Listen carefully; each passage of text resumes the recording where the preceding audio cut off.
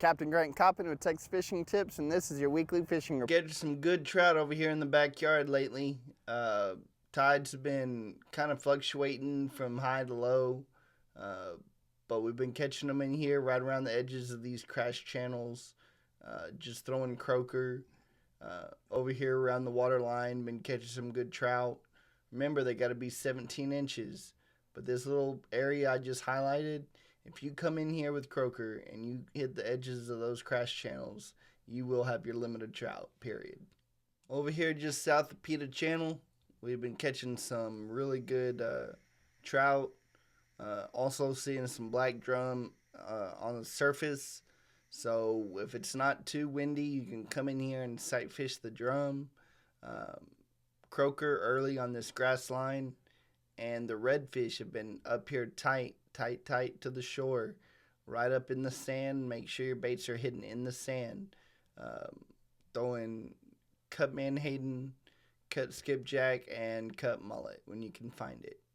Over here in the ICW, just like it is every year, once those winds kind of settle down, the ICW for the entire summer is going to be really, really hot.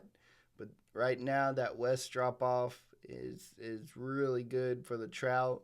We actually caught a few flounder in here, and we caught a couple of black drum on live shrimp. Before those perch get too bad, you can still throw shrimp. As soon as those perch get too bad, I've been switching over to croaker, kind of half and half, croaker, half shrimp. Been able to see a few drum on the surface, but not many. And then catching an occasional redfish in the ICW. Over here around Starvation, been getting some really solid trout. Throwing croaker. Also been getting some good redfish tight to the shore. Throwing cut bait. Throwing when that southeast wind was cranking.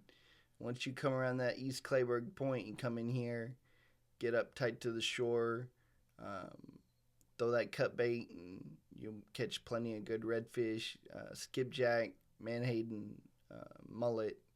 I like to just use a fresh cut mullet. It's really the best. I mean, you can't go wrong. Skipjack, it's readily available, and menhaden's good if you can get it fresh, not frozen. And the croaker been good, throwing in here live croaker just all along this shoreline. Up, down, all the way to Starvation and back behind Starvation. You got a little bit clean water back here and been some good fish.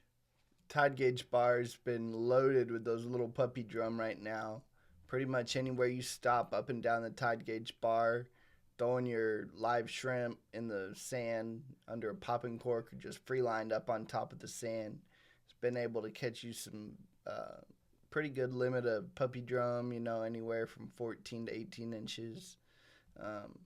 Cool thing is while you're catching your puppy drum, you hit a flounder, you hit a trout, you hit a redfish. Now you got 5 drum or 10 drum, and you got a red, a trout, and a flounder. And that's been cool to get good mixed boxes. And also, it's been able for me to learn the tide gauge better. So I've just been going up and down the tide gauge on the calmer days and letting my bait sit up on top of the sand, catching puppy drum with an occasional mixed flounder, red, or trout. Down here on the Kennedy Ranch shoreline, we've been catching good boxes of trout. Inside the rocks, we've been catching redfish. There's been some drum visible down here. You can find them closer to the pipeline crossing, but down here, just the live shrimp.